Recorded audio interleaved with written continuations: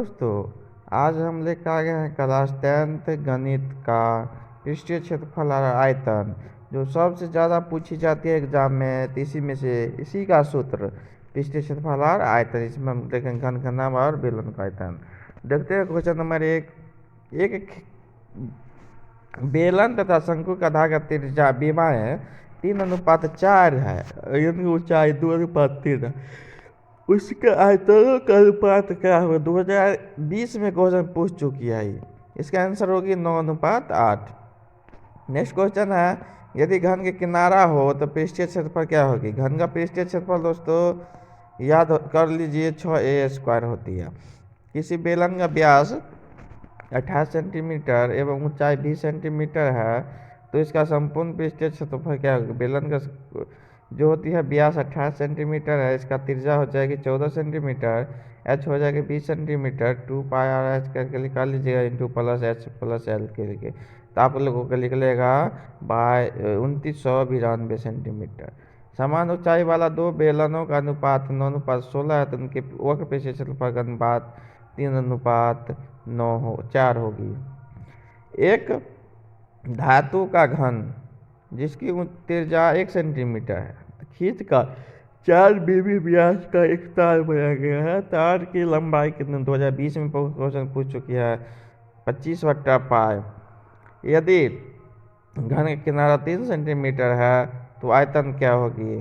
तो एक क्यों होती है? तो 3 बराबर 27 cm। यदि बेलन की ऊंचाई h हो, त्रिज्या हो, तो बेलन की पृष्ठीय क्षेत्रफल क्या होती है? 2πr²h। किसी घनाभ में किनारों की संख्या कितनी होती है? दोस्तों याद कर लीजिए 12 होती है। किसी घन में सतहों की संख्या कितनी होती है? दोस्तों याद कर लीजिए 6 होती है। समबेलन का आयतन 1320 सेंटीमीटर है और ऊंचाई 12 सेंटीमीटर है, तो बेलन के आधार की त्रिज्या कितनी होगी? 25/2, 35/2, 45, 55। याद कर लीजिए 35/2। समबेलन की त्रिज्या 5 सेंटीमीटर और वक्र पृष्ठीय से 440 सेंटीमीटर स्क्वायर, तो ऊंचाई कितनी होगी? याद कर लीजिए दोस्तों 14 सेंटीमीटर। किसी शंकु का पृष्ठीय क्षेत्रफल क्या होती है? याद कर लीजिए πr/l। लंबवृत्तीय शंकु की ऊंचाई 16 सेंटीमीटर, आधार की त्रिज्या 12 सेंटीमीटर है, तो शंकु का पृष्ठीय क्षेत्रफल कितनी होगी? याद कर लीजिए 753.6 सेंटीमीटर। यदि किसी घनाभ की लंबाई, चौड़ाई और ऊंचाई हो तो आयतन πr² होती है। 8 त्रिज्या वाले गोले का आयतन क्या होती है? 3πr³ ये आंसर। एक घन का संपूर्ण पृष्ठीय क्षेत्रफल 216 सेंटीमीटर स्क्वायर है, इसका आयतन होगी, याद कर लीजिए 216 ही होगी।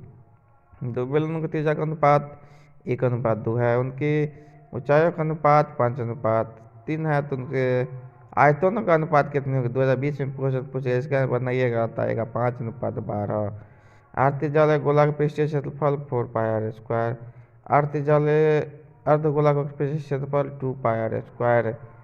एक अर्धगोले कटोरी की त्रिज्या 3.5 सेंटीमीटर है, इसमें भरे जा सकने वाले जल का आयतन क्या होगी?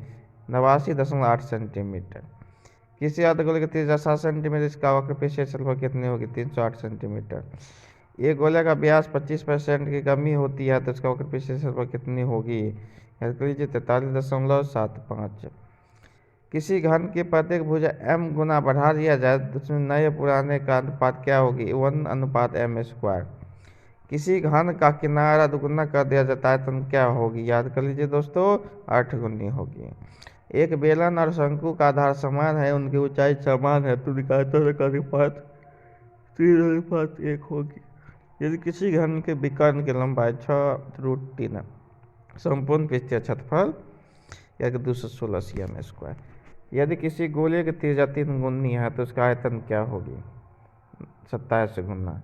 एक घनाभ के संलग्न फलकों का क्षेत्रफल 3 वर्ग और 4 वर्ग और 6 वर्ग है, इसकी आयतन क्या होगी? 100 गुना कर लीजिएगा दोस्तों, जो होगा देख लीजिए। एक घनाभ के 3 संलग्न x², y², z², उसका आयतन याद होगा x, y, z। एक घन का आयतन 125 मीटर क्यूब है, उसका कुल पृष्ठीय क्षेत्रफल क्या होगा? याद कर लीजिए दोस्तों 150। फिर मिलते हैं नेक्स्ट वीडियो में, तब तक की जय हिंद।